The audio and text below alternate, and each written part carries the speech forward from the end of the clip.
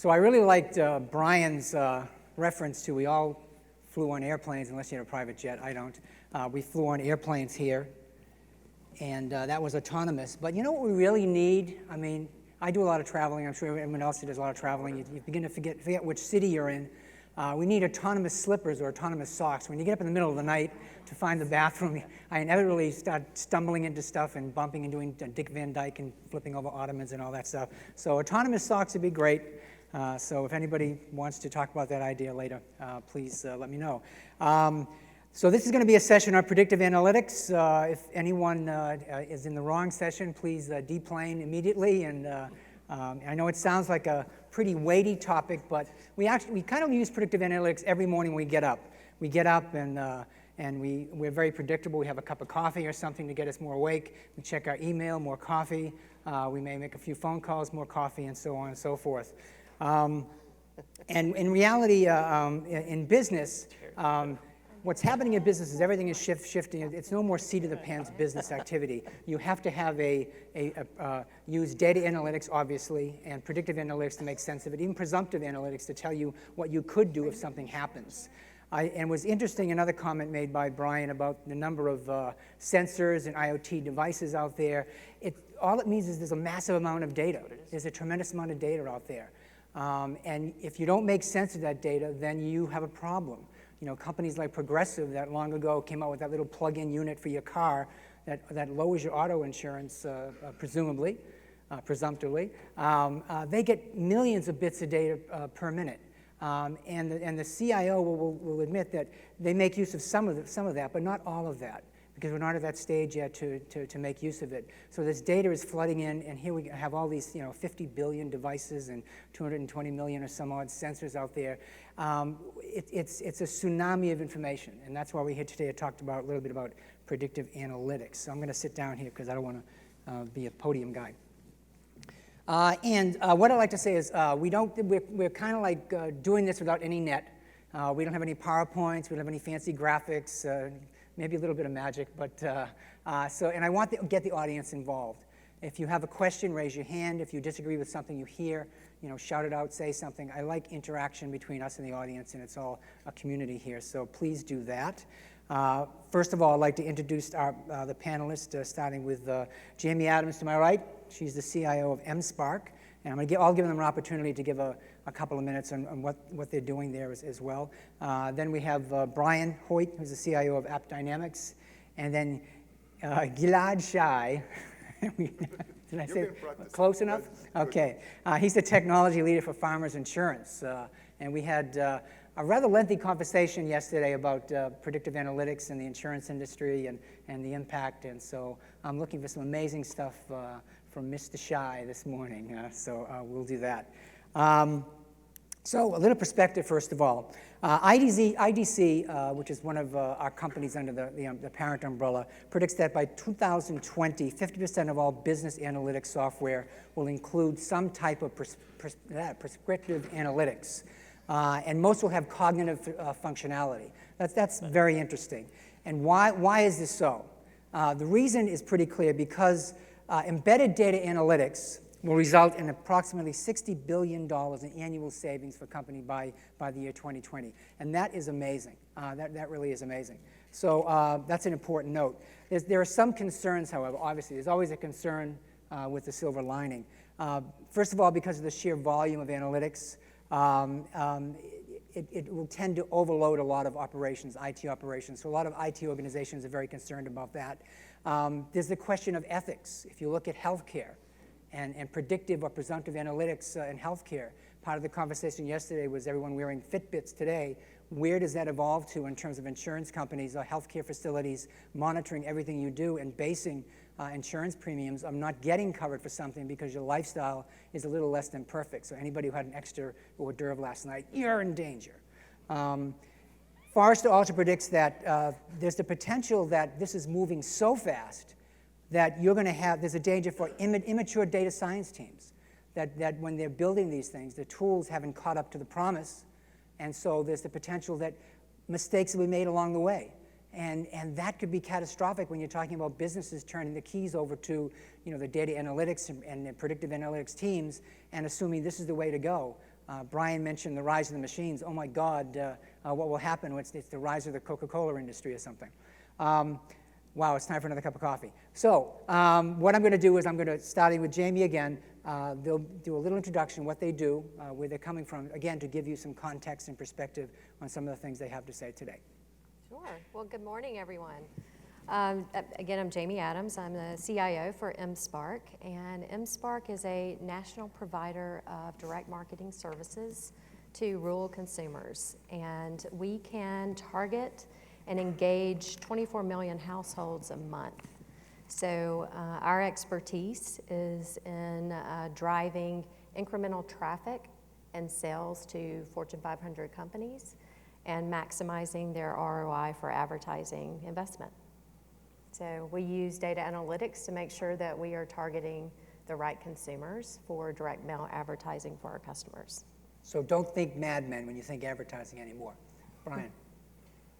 My name's Brian Hoyt. I'm the CIO at AppDynamics. AppDynamics is a software company that monitors other software. Our spiel is the application intelligence platform. And we really look across the stack, abstracting sort of the hardware out of it and looking at the business outcomes that applications are providing into the business. And I'll stop with the marketing there. Okay, thank you. Yes. And Gilad, if he does this really well, at the end he promised to hum the first few bars from the Farmer's theme song. I don't know, did you say that last night? No. So let's start with good morning. Let's try it again. Good morning. Thank you. Gilad Shai, I'm a technology leader, whatever that means. And the day-to-day I work on mobile applications, workforce, customer-facing. I do my best to find frictions and automate them out. In addition to that, we're looking into other elements which I may or may not talk about, and I'll give another example. But anyway, we can do this. You want the farmer's jingle now or later? A little later, I think. Okay, Let's sure. get the No audience problem. warmed up first. Yeah. So let's begin. So throughout my career, I've always been asked the same question: why, Tim? Why? And sometimes it's thrashing me or something like that. But I think why is important in this particular topic, because there is a lot of talk about IoT and the wonders of IoT and things that are happening in predictive analytics right now.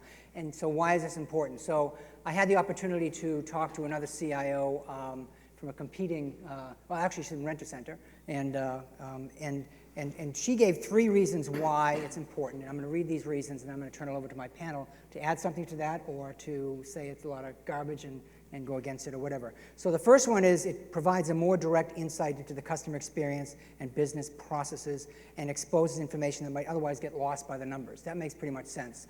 Everyone's not a spreadsheet jockey. You have to, if you can't visualize, visually enable the data, then at least you could target it toward people so that certain teams can make use of specific aspects of that mountain of data. The second reason, it can be applied across different business areas to adapt content and messaging. That makes perfect sense, especially in advertising. We have different customer bases, different clients, and you have to sort of tweak everything. And finally, it provides access to accurate forecasting information that can accelerate the production of new products and programs and anticipate customer reaction. And one of the things that I am always pushing people that I discuss this topic and other topics with, especially in regards to digital transformation, is it's almost like you have to deconstruct something. You have to work backwards and start with the customer and then move backwards to develop that product or that approach, because it's very difficult to do it the other way around and assume that you're going to hit the customer mark going forward. So with that in mind, give me some of your reasons why this is important. And I'll start with Gilad over there, the non-singing Gilad. Your question was so long, I missed you in a couple of places, seriously. And then when you mispronounced my name, I was completely off.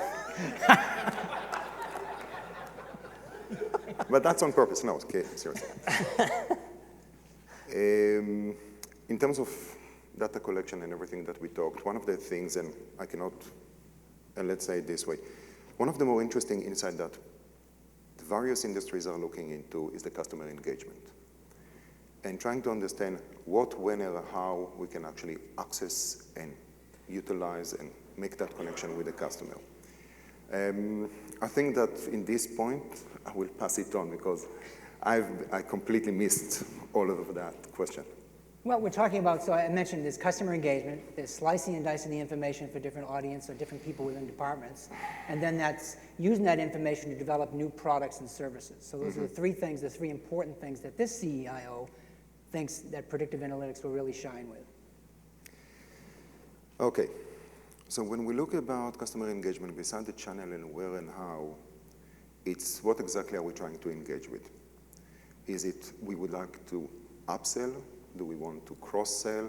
Are we actually going to recognize a pattern that will say, oh, this customer is about to lose, so we should interact with that customer in order to retain it? And those are the main issues that many companies are trying to figure out. And there is a lot of information that indicates it. Earlier, we say, okay, you follow a couple of cookies, they go on, they go off, they disappeared, we haven't seen them.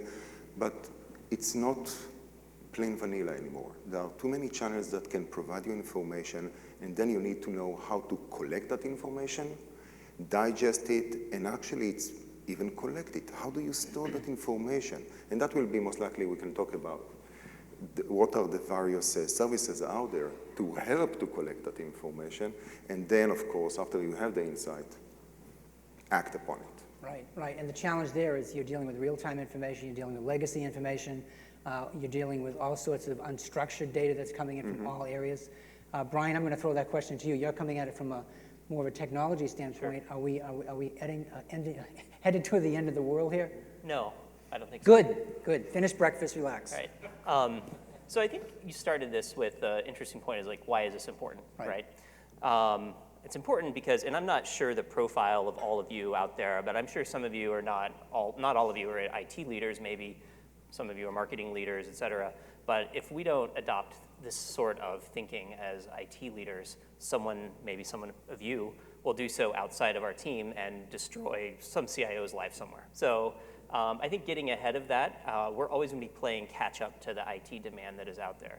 The other thing you touched on in your intro was the sort of ethics around this. And that's actually, I think probably all of us have been in meetings before where we've looked at data sets, maybe the same data set, maybe variations of the same data set, and two people draw the exact opposite conclusions of these things. And I think ethically and people-wise, setting the tone in your organization for how do we address this with intellectual honesty is a much more important question than how do we address anything with technology.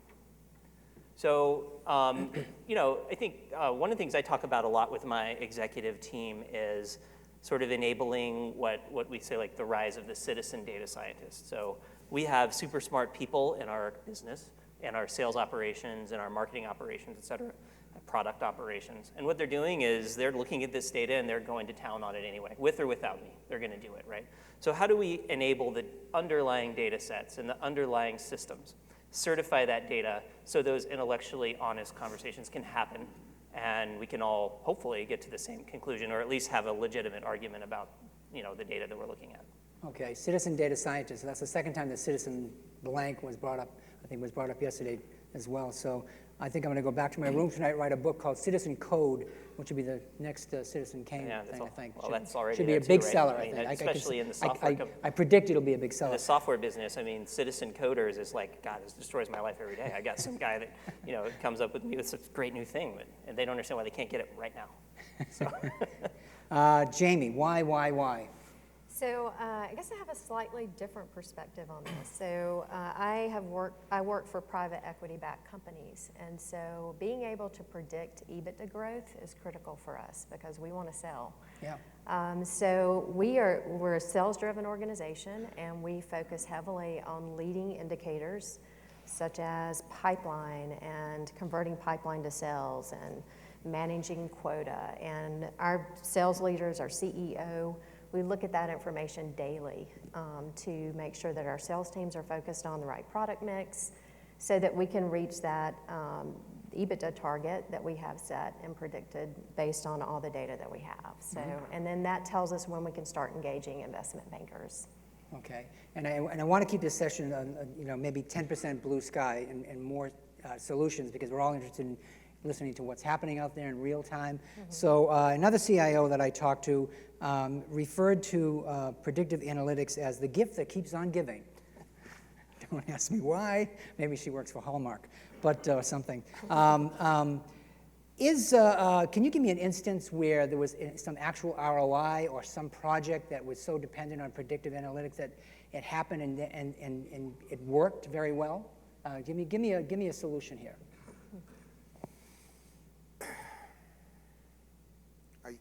I don't have a specific one, but think about in terms of no, actually, it's not that. Sir, no. So you piqued my interest and then you just crushed me. Not really, but almost. Because I think she's wrong. She's correct, but she's wrong in the same time. Okay. You need to set it up, but the data model keeps changing. You need to set up in terms of the infrastructure, in terms of the culture, the people, the talent, in order what are the actions that you can take. But the core of it, the data model, is going to change all the time. Think about Uber, Lyft. These guys every day change their models, the economic one and the one that fetches and coordinate between which car is available. That changes all the time, and that's based on the real time. So if we talked about, well, mSpark, but Sparks, that's what he'll take in terms of the big data over there, while big companies that don't need to act in real time, well, they can run Hadoop, which it's a different yarn for. Yeah. So is there anything happening at Farmers that going down that road that you can talk about? No. As nothing at all? No, I cannot talk about it. You don't talk about it. You will talk nothing. How about you, Brian? Any solutions out there that you have firsthand or secondhand experience with you can talk about? Sure. Our situation is slightly different. Super high growth software company, right? It's a different story, and it brings along with it a different sort of set of problems. So I like to distill things to be as simple as possible when we're solving these. So my favorite example of getting an outcome using analytics, which again, I don't know what really counts as analytics versus reporting, so we can debate that as well. But a few years ago, we got to the point in our company where every company gets, and we're like, holy cow, we don't know who works here and how much they get paid. It's all in one big spreadsheet, and we have to fix that. So I think single biggest win for a report I could use to articulate to executive team, what's the churn of people? Where is the growth coming? What do the salary analytics look like? Is implementing a HR system. We chose Workday for our purposes. So, I mean, this may seem basic, but I think getting the underlying operational reporting correct to begin with is sometimes more important than the greenfield analytics piece. At least in our case, again, like we had a distinct challenge being a high growth organization, trying to play catch up with people constantly building the business larger. Okay, and as Phil noted, I'm from Boston, so I'm going to use a Red Sox little cliche there. And Jamie, we're in the 9th inning. We need a solution. It's a home run. What do you got for me? Okay, so the last company I worked for, they sold multi-million-dollar properties.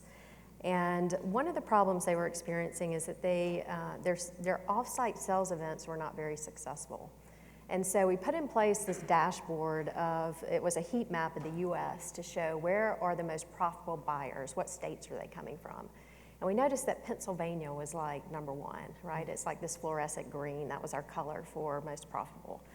And so working with the sales leader, I'm like, let's drill into that and see why, because it really doesn't make sense that Pennsylvania would be really a market for us. And so as we're drilling into the data, we see that there's one huge sale, like $8 million property, but it was an outlier, so it was skewing the results.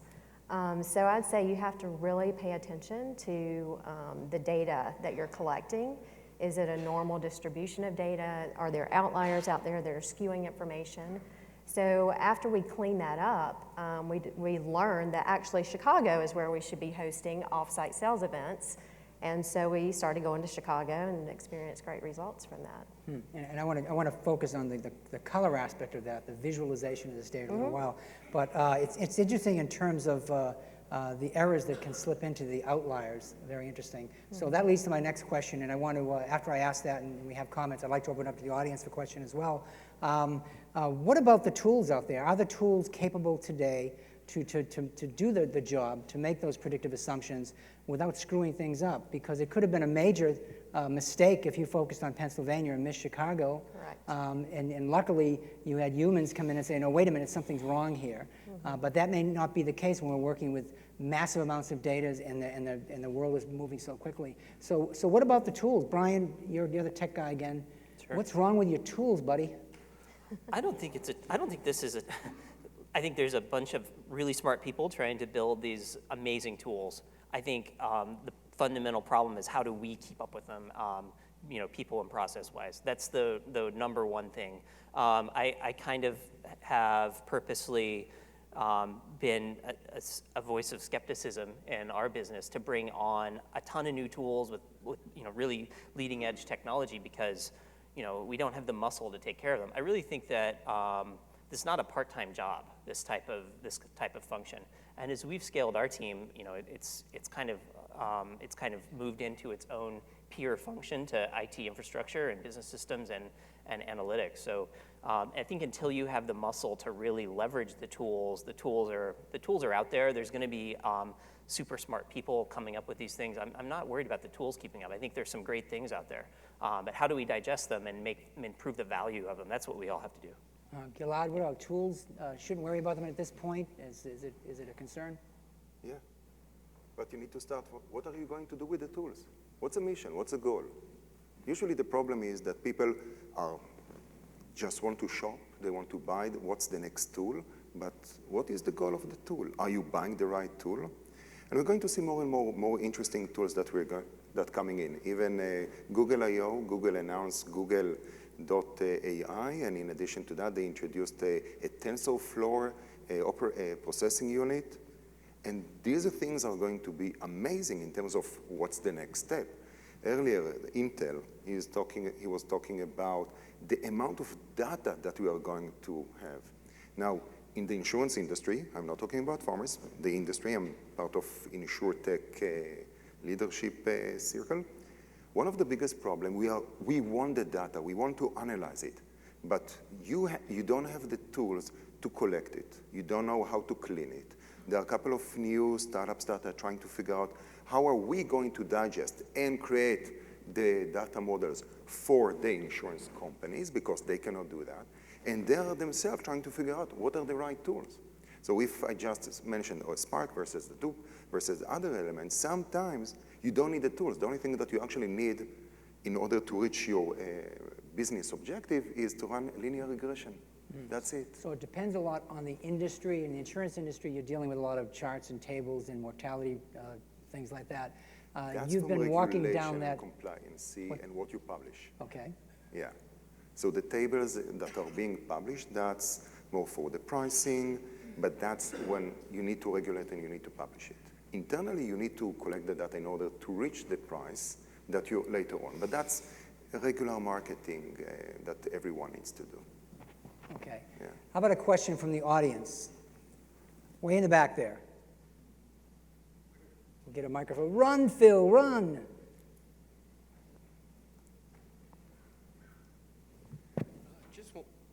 Hello? Sorry. Identify yourself, please, and ask the question. The question is really around, a lot of what I see in analytics is what I would call inside-out thinking, meaning that we're using analytics to support what we want to sell rather than, outside-in thinking, what does the customer want to buy? And so there's some tangential data that tells you why people buy. Good example in my own business service. We have the ability to sell, basic service, and then the next thing up is, we'll say, a plus agreement. And many companies don't think about what's in between. What does the customer really want to afford? So they have a choice to either get this or get this, and there's no way to really understand how they could balance the risk and reward, whether it's a purchase, whether it's a service. So I wonder what, in terms of your thinking around analytics, support this outside-in thinking. Who wants to tackle that first? We can talk about funnels. And basically, to understand better, you're trying to figure out what exactly. They took the mic. Never mind. Basically, based on what you said, you need your various KPIs. If you have at the end of the day, you have your business goal and where you want to take your customers, you need to make sure that you have the metrics, you have the KPIs that you follow, and you use the right tools in order to understand what's going on there. And here's the, yeah. No. I'll try to speak louder. Good. That is not the point. The point The is question. your KPI. It isn't what you want to sell. Mm-hmm. It's understanding that every customer, when they're trying to buy something, has to balance how much money they want to spend for the value they have or the service they're going to get. And you have to understand what they perceive as value. And I know that's a tough analytical question, but there's tangential data that could tell you what that customer values in terms of risk and reward. And I don't see a lot of analytics out there or analytics companies thinking about that aspect. So I'm just challenging you. If you have thought about it, tell me what you're doing about it. If you haven't, well, okay. So I can tackle that a little bit, and you're resonating with me in one area. Our sales team is very methodology heavy, right? They have a long history and this very specific sales methodology that they use. And I cannot tell you that I'm using a product to sort of gauge why the customer wants to buy or where they'll see the value, but I can tell you that our sales team is laser focused on figuring out what that value is and tracking how we've delivered against it. And we simply use that as an app in our CRM to track as part of the sales process, and that's pulled through into our customer success and renewal platform to sort of predict where the renewals may come from. So I don't know if that's approaching what you're thinking of. I can't say that I have a product or a tool that's tracking what the customer wants to buy. I think we use a lot of the analyst firms as well with our marketing team to figure out what that is, but that's kind of where we are in that space. And it gets back to my previous point about maybe working things backwards, starting with the customer and their needs and their expectations, and then moving backwards and developing tools and processes to approach that. But that sounds like advertising to me. You got to know your customer really well. Yes. That's pricing sensitivity, and it depends on the volume that he has, volume of purchases. So if it's e-commerce and you have hundreds or millions, that's easier to set the price sensitivity and understand where are you going to lose. And of course, for the other ROI of it will be what's the BI, what's the potential of the market and where they can be. And that would be what in insurance we look at the upsell and the cross-sell based on other points of information and understanding. Oh, you have a 16 years kid? Okay, let's start talking about car insurance and extending. Or you have a business and you have a home. How do we do that? But it's understanding the bigger picture and trying to figure out, can you do that? And especially with the price sensitivity. But which business, which industry? Yeah. Well, I would say any industry, but I was, Okay. your industry would be a perfect one where you have to commit to a deductible. Now, if you don't use all of this money that you spend, how do you get rewarded for not using that service? This was true in the telco industry when there used to be rollover minutes and things like that. Or if you pay a deposit and you don't use a service, you get half of it back at the end of the service. It's a way to you encourage the customer to spend a little more so they avoid the risk. It's ideas like that I'm targeting. And I mean, I'm in the advertising business, so our customers care about, they're spending millions on advertising every year. So they want to know, what's our return? And right now, we're actually just in the process of collecting all of that data so that we can specifically show them what their return is. Because that's really all they care about in our business. All right, and we're running out of time, but all of this talk about the customer and knowing things and outliers. We just came out of a major election in the United States, and it doesn't matter who you are happy with being in office. The figures were wrong. They talked to people, they did all the analysis, and everything was out the window. It just didn't apply. So maybe that's something you have to watch going forward. It's not just the numbers, it's not the tools. It gets back to really focusing on those customers and seeing what they want, or the end people. So very quickly, what's the biggest roadblock you see on the horizon to really screwing this whole data-driven model forward? And we're going to start with Gilad out there. Gilad. infrastructure, collecting the data, and actually taking action on it. Okay, Brian? Organizing, well, I mean, I don't think it's any different from any other IT thing. Organizing the demand and understanding it and trying to meet it without ruining your life, I think, as an IT leader. Yeah. So. I would say improper interpretation of the information is a big risk. All right, and that makes perfect sense. All right, that's it. Tim, I have Tim, can I we Yes. have one more question. Sure. Okay. Oh, I'm sorry. If you were hoping this is short, it's not. So let me set a bit of context before I do the question, which is the difference between data analytics and predictive analytics. Both of them are using the same set of tools for data mining and modeling and machine learning. Data analytics is looking at what the changes are in a mass group. So in Jamie's example, people aren't selling in general. Predictive analytics is taking it down to predict the future. So in Gilad's case, are you guys doing anything with predictive analytics to look at likelihood to defect, for example, in an insurance space? Or Jamie, in case of real estate, likelihood for real estate to go under, or or to not be sold, or things like that. So any case studies around predictive analytics? Hindsight rather than, or insight rather than hindsight. And it has to be Foresight. It has to be human-based, right? At this point, you Foresight, have humans especially looking at in real time. So in Yeah, so I Gilad's cannot- example, for Yeah. insurance, if somebody's on the phone with farmers, what's the likelihood they are really going to defect? Do you have a little screen that tells the agent that, or the call center that? So I cannot comment on what we do in farmers, but that's basically what we talk about in terms of, that's a very simple one as a trigger that you would like to see. What's the probability of someone moving to a different, and we're talking about customer attraction and retention, but I cannot comment on what we do. So I think, truly predictive, we literally had a release of a predictive sales forecasting tool just last week. So who knows if it works. But that's, I think, the first thing that we've really done in an effort to really address, what the future may look like. That this is the first foray we've really veered into that on.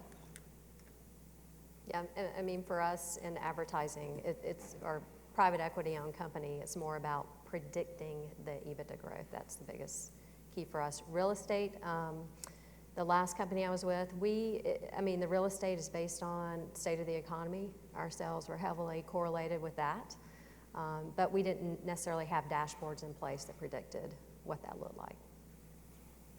Okay, before I turn the mic over back to Phil, I'd first of all like to thank all my panelists, thank Phil, but I'd also like to say at the CLI Executive Council, we do a lot on this topic. If you give me a business card, I'll be more than happy to give you a lot of information based on our conversation with CIOs and IT leaders. Second, I have a ton of questions. We have to keep this conversation going.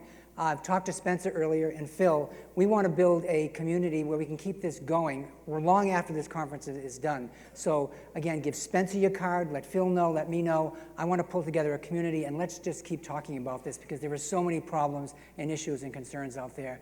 We can collectively solve it or collectively go down the wrong road, I don't know. But that's what we want to do.